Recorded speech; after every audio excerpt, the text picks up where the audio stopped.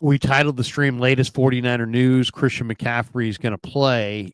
Shanahan stopped by with Tolbert and Copeland on You already tried KMBR to answer that one. earlier today, and they talked Christian McCaffrey. Here's what Kyle had to say on KMBR earlier. I won't ask you if McCaffrey's going to play because I know you're not going to. You already tried to answer that one, or you didn't. But I'll ask you this: do you feel good right now? Do you feel one way or the other, like if he's going to play, or is this truly going to be something you're going to have to wait till game time? I do feel good one way or another. Okay. It's been 2 good days, and I'm not trying to. I'm just kind of messing around, but yeah. He's been awesome these last 2 days. So hopefully that continues to go well, and expect to get him out there. And you never know for a setback or anything, but these 2 days have been great, and expect to see him out there.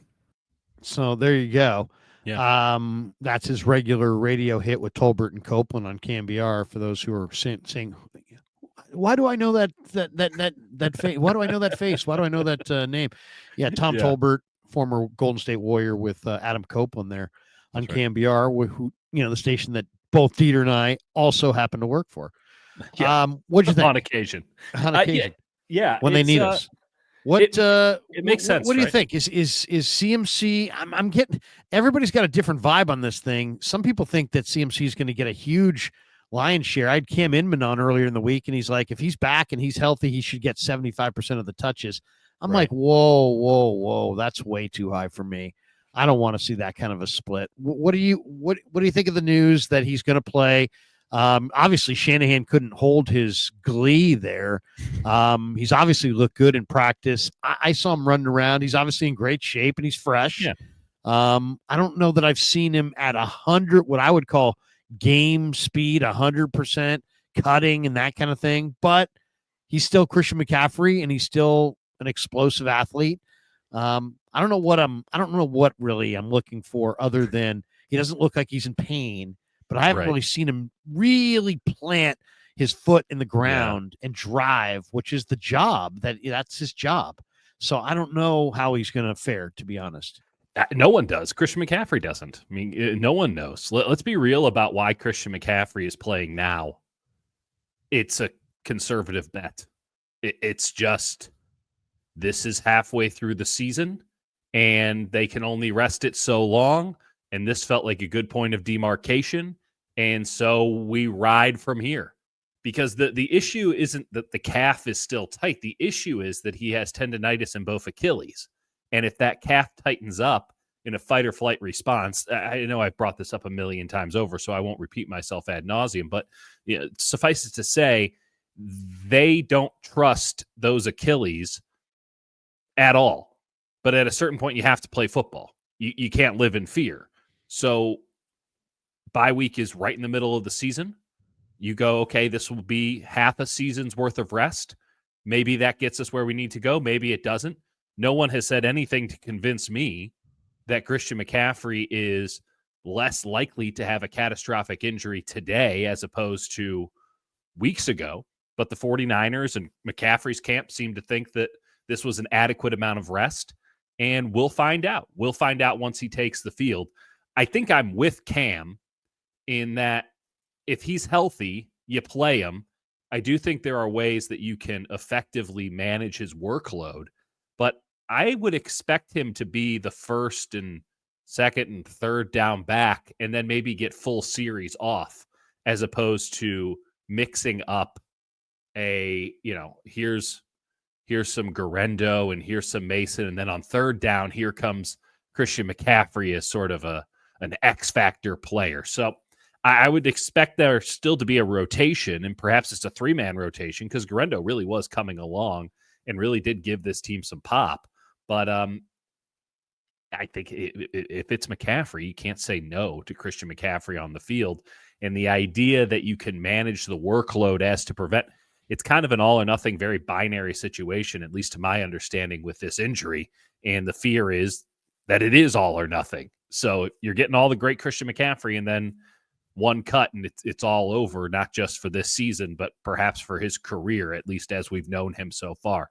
So that's the risk the Niners are taking. That's the risk McCaffrey's taken. And again, we just don't know until he's out there on the field. And I think for everybody's sake, we hope that all that rest really did something. But no one's told that to me to this point, and I don't think anyone can earnestly say it to this point. So we'll find out, but scary times ahead. I think that there's going to be a lot of sweaty palms watching this game as Christian McCaffrey runs and runs and runs, because I don't think Kyle's going to hold him back that much. Oh, come on, man. You better hold him back. I mean, what would it matter?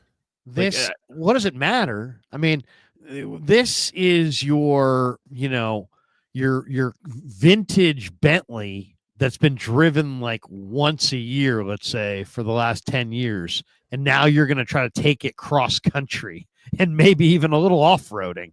And it's like, I don't know, man. He had 400 touches last year. It was your daily driver, and you had a 40-mile commute every day last year. So the idea that now it's this precious commodity feels a bit too late for that. I know. None of the. First of all, there is no rhyme or reason to any of these things. It's not like he could go blow it out tomorrow on the first play at practice, or 100%. He could not blow it out all year. Yeah, but the options are this: he gets through the rest of the year 100% healthy. Yep. He blows out one Achilles. Yeah. He blows out both Achilles. That's it. Those are the options. I mean, if he blows out one, his career as an elite player in this league is over. I'm sorry. If you were wagering, what would you wager on? Those are the options.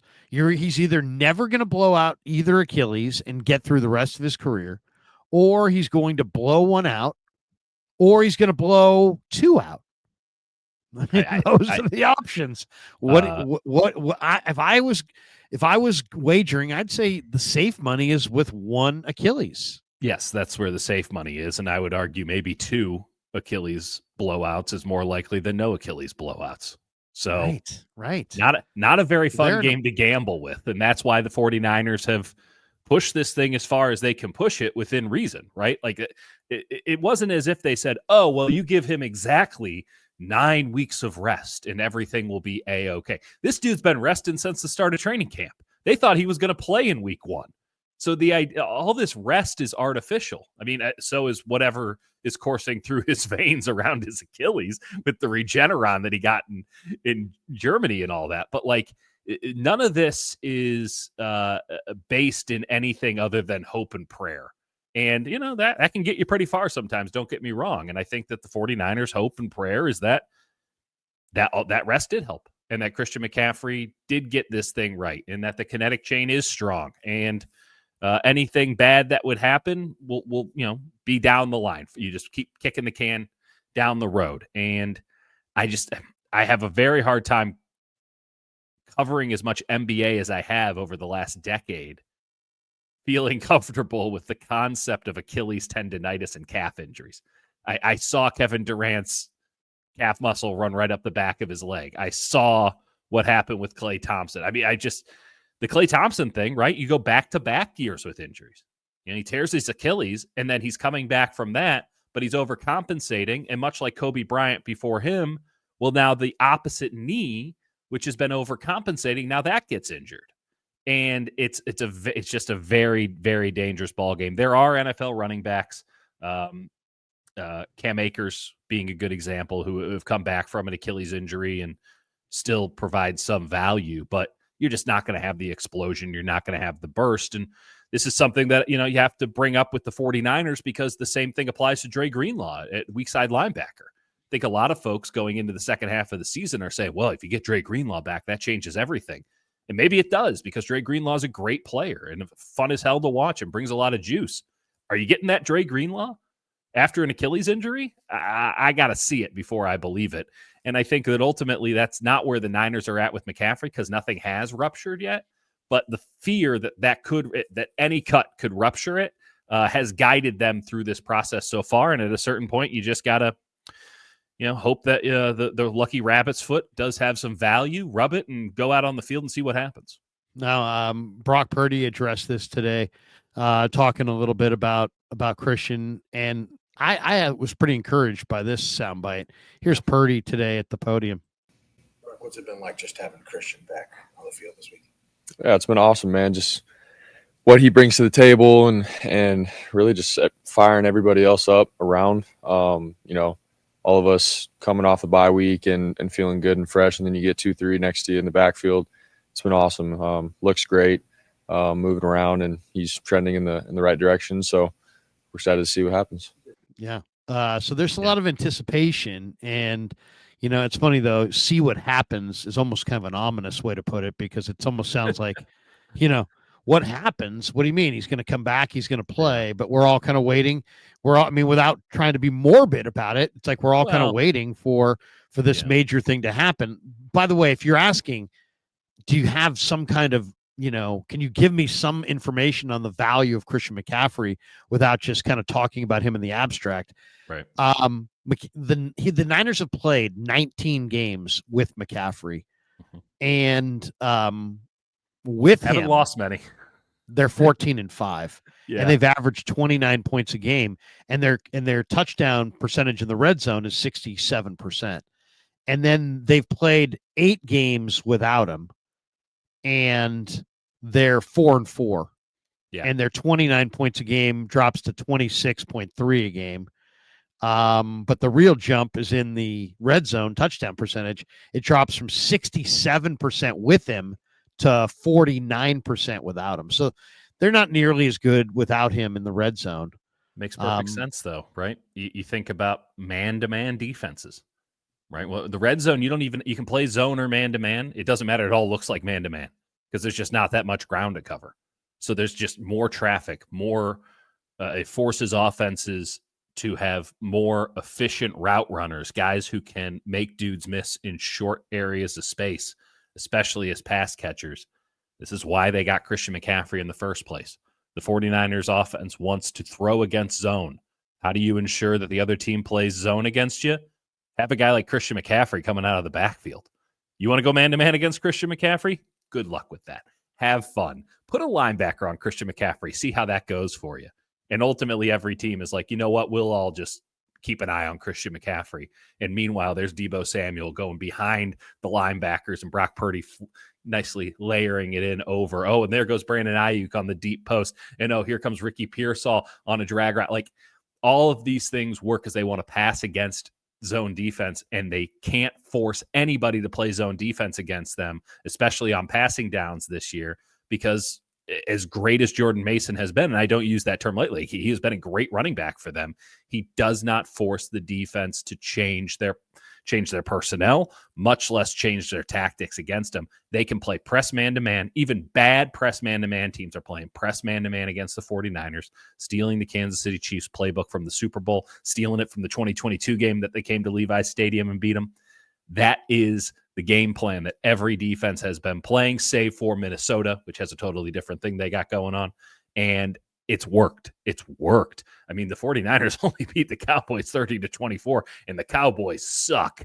So the idea that now Christian McCaffrey is back in there, that just forces honesty, and it forces teams to play zone against you. And if you do that against the 49ers, you are going to get cooked. So I think Brock's pretty excited because he doesn't have guys who can win in man-to-man on the outside. And now suddenly he's not getting man-to-man on the outside anymore. Well, and McCaffrey represents the ultimate safety valve. Mm-hmm. But I think one thing that Shanahan's going to have to account for is that, and you can't give Christian the ball as much as you have. I mean, he was on pace for just 400 touches early last year. Yeah. You just got to understand that if you're going to use him in the passing game as, your safety valve, then you can't call his number as much. Right.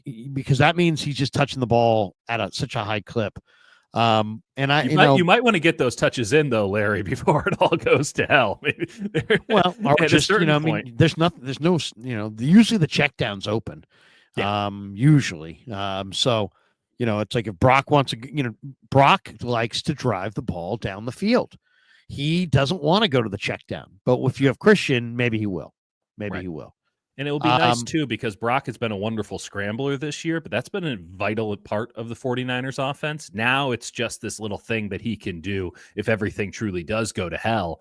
not having a check down. I mean, you saw this season how even having Isaac Guerrero, a guy who didn't know what he was doing for the first several weeks of the season, just having him out there as a possible pass catcher opened up the 49ers offense. I think about the Seattle game in particular. It opened it up. It made Brock more comfortable. It gave him just another option. And let's not forget, it's not as if they thought going into the season that Christian McCaffrey wasn't going to play. They built the offense around Christian McCaffrey again. So Jordan Mason, who again, wonderful running back and did great things for the 49ers in the first half of this season, he can't run the Christian McCaffrey playbook. He's not that kind of player. And yet that's what the 49ers, even though Christian McCaffrey wasn't practicing, installed this past offseason and in training camp.